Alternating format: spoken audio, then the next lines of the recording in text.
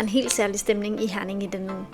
Byen er fyldt med sport, og bredden og eliten er samlet side om side. Det er DM-uge. Men hvordan er det en sport som pickleball med at være en del af det? For nogle år siden blev pickleball en del af DTF, og nu, for 3. år i træk, er det med til selve DM. Det er nu søndag morgen, og der er kun én disciplin tilbage. Spørgsmålet er, om weekenden ender, som vi håber. Vi skal derfor nu tilbage til hallen. Det er tid til dagens spil. Hej derude. Hej, det godt. Det er den danske pickleball. Den danske pickleball-legende, jo. Du blev introduceret i en af de første vlogs, vi lavede. Sølv i single til DM. Vi er meget stolte. I dag er det mix. Håber på at få en medalje igen. Lad os se, hvad det bliver. Skal du sørge for at være varm? Du er født varm, mand. Det er Rasmus. Ja. Jeg var varm i går. Har Har du håndvask? Ja. Der er 40 grader. Er du taget til Herning kun med et sæt sportstøj, eller 3 sæt? Og du har brugt den alle sammen på 1 dag, 2 dage? Ja, okay. En dag. Han har ikke fået sengen. Så dit sportstøj, det lugter af Palmolive nu, eller hvad?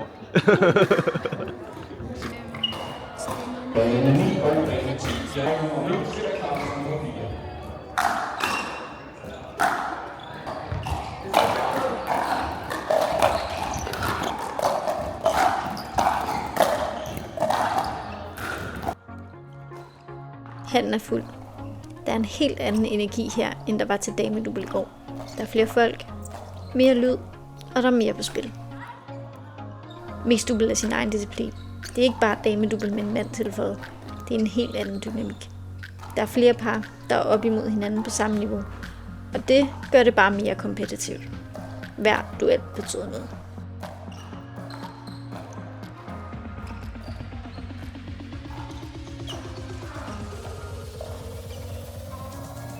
Jeg spiller med min makker Rasmus.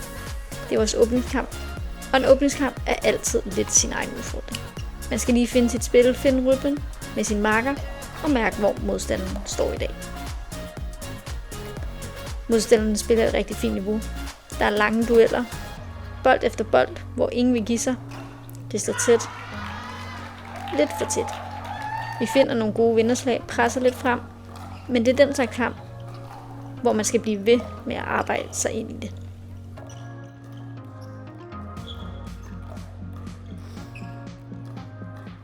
Og lidt efter lidt, der begynder vi at finde vores rytme. Vi presser på. Der kommer nogle rigtig gode dueller, og man kan mærke, at handen er med.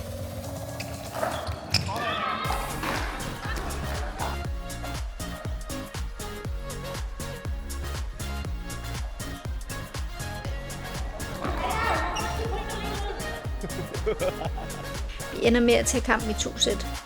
Det blev en mere spændende kamp, end vi først havde regnet med. Der var tætte dueller og godt niveau på begge sider. Men det er også det, der gør det dejligt at vinde.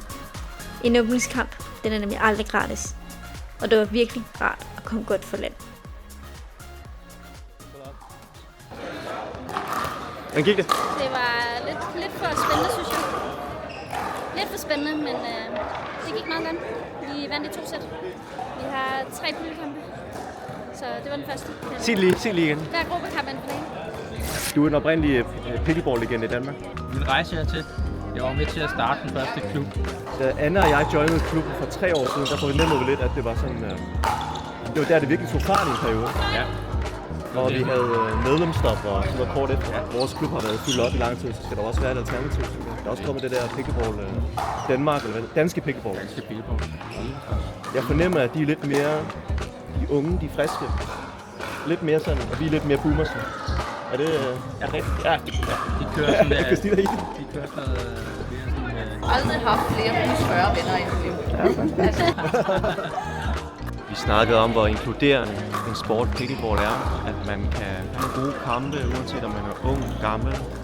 Så lige her på den bane foran mig, der har vi en vaskeægte familiekamp i spil, hvor at Gustav møder hans forældre.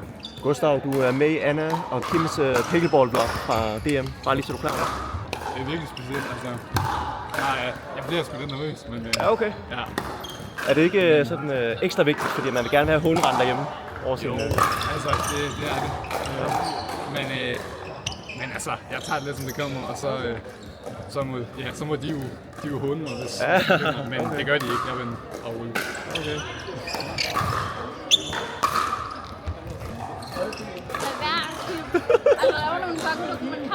Ja, sgu da. Der er selvfølgelig nogen, der gider at se en pickleballkamp. De vil have følelserne før, under og efter kampene.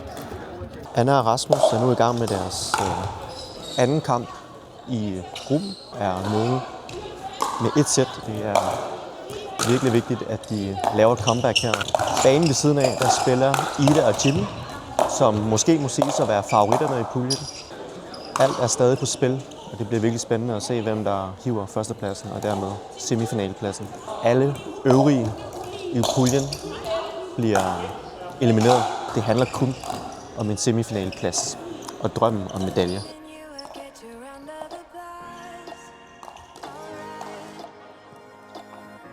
Men nu er vi i anden sæt, og intensiteten er en helt anden. Det her er en kamp, der for alvor foregår på hovedet. Pickleball, og især mixed double på det her niveau, handler ikke kun om slagene. Det handler om at blive boldene. Om ikke at lade sig slå, når man taber en duel, men i stedet tage den næste bold, og den næste, og holde ved. Man hører os råbe yes, når et vigtigt point lander. Ikke bare for at fejre den, men for at vise modstanderen, at vi stadig er her. Der er pressure points hele vejen igennem, og det står meget lige. Hver bold betyder noget.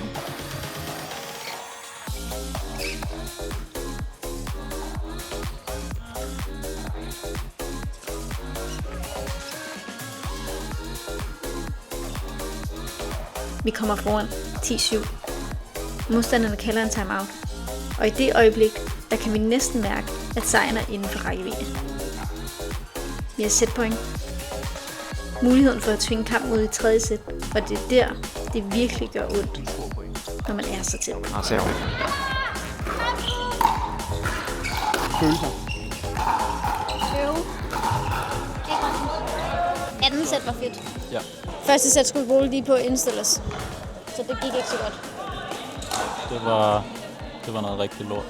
Altså sådan, du var god til at tage deres drive, så det der i anden sæt. Og var god til ligesom at presse tilbage. Ja. Hvor i første sæt, der kom vi til at bare lade dem styre, ikke? Og så havde de lidt mange netkanter, må vi også sige. Det er ikke nogen undskyldning. Nej, det er en del af spillet. Det er bare lort. Man kan ikke være heldig hver gang. Vi vandt vores første, vi har tabt vores anden. Ja, jeg tror, vi skal vinde begge sæt. 2-0 sæt. Så vi skal have en chance. Vi har ikke været til nogen turneringer på turen i år, så nej. Så det er jo vores egen skyld. Det er vores egen skyld. Ja. Der var en, der skulle til Australien, og der var en, der skulle på sportshotel, og tror du, der er nogen, der undrer sig over det? Jeg tror alle sammen undrer sig over, at jeg står her som kameramand og ikke på banen. Det er fordi, at jeg spiller med Rasmus. Ja, det er tydeligt Kim. Så hører vi sgu Rasmus. Ja. Han vil gerne spille med mig. Jeg har ikke noget second choice, vel? Niks. Han vil hellere ud og løbe, Kim. Så må der være prioritering i orden. Men når man vil træne op til et maraton samtidig... Hyrox også. Hyrox og maraton og være en hybridatlet, ikke? Jeg vil for mange ting, frem for bare at fokusere på én ting. Præcis. Jeg tænker at løbe, ja, men du kan løbe. Du er jo en løbemand. Ja. Jeg prøver i hvert fald lidt på det. Jeg løber fra mine problemer. Nej, du gør ikke. Min story, jo, det kan jeg da godt. Jamen, jeg boede jo i Thailand, hvor jeg stødte på pickleball ned for 11 år siden. Og så blev jeg bidt, og da jeg så skulle flytte hjem igen, så var der ikke nogen steder i Danmark, så måtte jeg jo så starte Dansk Idrætsforbund og alt det der. Det var jeg meget med ind over i starten. Der er for lidt kvinder. Og jeg tror også, at det er svært. Altså, vi har brug for nogle større kræfter. Nu er vi jo inde hos Dansk Tennisforbund, og det er vi helt vildt taknemmelige for. Vi er stadig i gang. Vi er stadig i gang. In the making. Blive bedre til noget, så bliver man nødt til at øve sig. Hvis det skal blive rigtig seriøst, eliten skal blive bedre, så skal der noget struktureret træning til. Lige præcis. Og det er slet ikke, fordi jeg på nogen måde skal være professionel, men jeg vil bare gerne blive dygtigere. Og så kunne det være, at man blev halvgroner en gang, man ramte de 50. Det er jo der, man topper i pickleball. Ja, det er det, jeg tænker. Ja, det er det, jeg tænker. Så er vi i gang med den sidste gruppekamp i Anna og Rasmus' gruppe. De er oppe imod Jimmy og Ida, som nok er dem, der er udpeget til forhåndsfavoritterne. Marker på banen i går til damedubbel, som nu står over for hinanden i mixed double. Den ene dag marker på banen, den næste dag fjender modstandere på hver sin side af nettet. De skal håbe på en sejr nu, hvis de skal komme videre til semifinalerne. Det bliver svært, men ikke umuligt. Modstanderne i denne kamp er ikke helt fremme. Jimmy var min mixmarker sidste år til DM, og Ida og jeg, vi spillede både damedouble sidste år og i år. Nu står de på den anden side af nettet, sammen. Og de er gode. Rigtig gode. Begge to de kommer fra tennis, og det kan man mærke med det samme. Der er vægt i hvert slag, og tempoet er skruet helt op. Vores forsvar det bliver udfordret på en helt ny måde. Bolden kommer hårdere og hurtigere, end vi er vant til, og hver lille fejl bliver straffet med det samme. Det er en helt anden intensitet. Vi skal simpelthen finde svar på et tempo, vi ikke har mødt før i dag.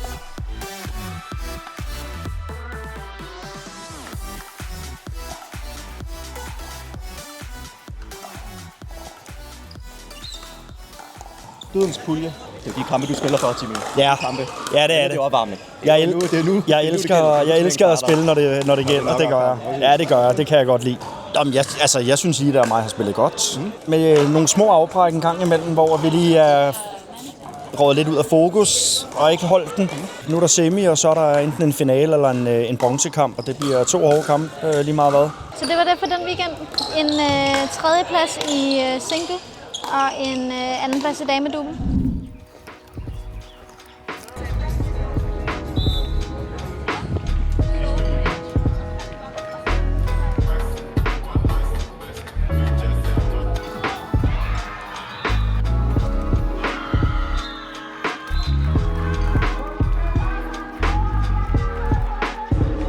Hvordan har weekenden været? Den har været god. Den har været hård. Det har været... Han har virkelig skulle omstille sig til den varme, der har været. Det er fedt at få nogle gode kampe. Vi udfordrede lidt. Spillede godt i hvert fald. Ja, at det var nogle gode dueller. Og, altså... Jeg synes, det var sjovt at filme særligt her anden dagen, hvor man også fik lidt flere mennesker i tale.